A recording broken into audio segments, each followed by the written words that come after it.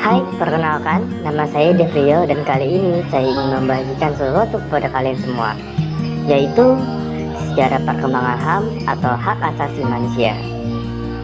HAM, ada yang bilang HAM itu adalah hak yang dibuat sejak lahir, ada juga yang bilang kalau HAM itu adalah sebuah hak yang melekat pada setiap manusia. Namun, apa itu HAM?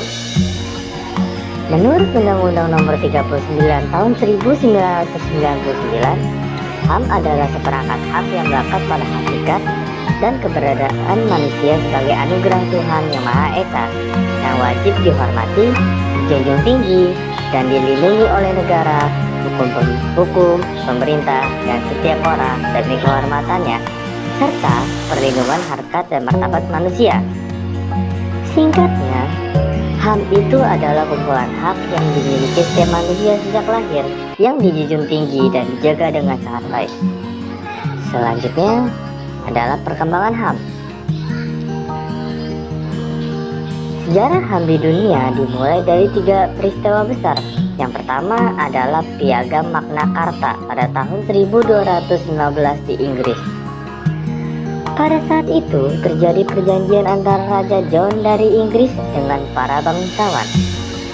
Hal ini dimuat menjadi piagam yang disebut Magna Carta, yang berisi pemberian jaminan beberapa hak oleh raja kepada para bangsawan beserta keturunannya, seperti hak untuk tidak dipenjarakan tanpa adanya pemeriksaan pengadilan.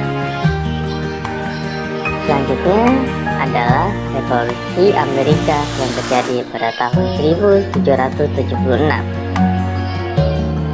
Saat itu terjadi perang kemerdekaan rakyat Amerika Serikat melawan penjajah Inggris yang disebut Revolusi Amerika.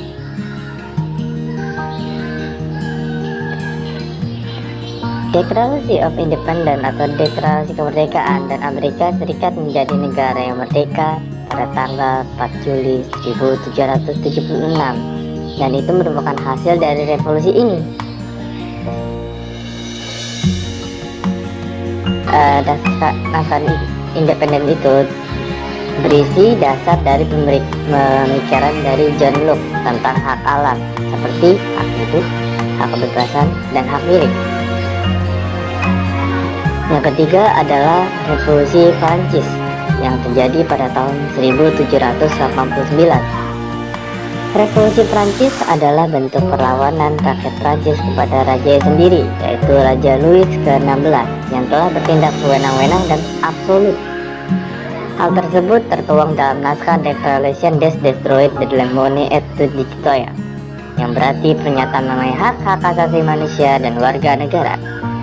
Di dalam naskah tersebut menyatakan bahwa hak asasi manusia adalah hak-hak alamiah yang dimiliki manusia menurut kodratnya, yang tidak dapat dipisahkan daripada hakikatnya, dan karena itu bersifat suci. Dari situ muncul beberapa semboyan seperti liberty yang artinya kebebasan, equality yang artinya persamaan, dan fraternity yang artinya persaudaraan. Nah, itu sejarah di barat. Bagaimana dengan Indonesia? Perkembangan HAM di Indonesia dimulai pada masa pra-kemerdekaan di abad ke-19 yang ditulis oleh Raden Anjing Kartini dalam surat-suratnya yang ditulisnya 40 tahun sebelum proklamasi kemerdekaan. Lalu kemudian berkembang pada masa kemerdekaan.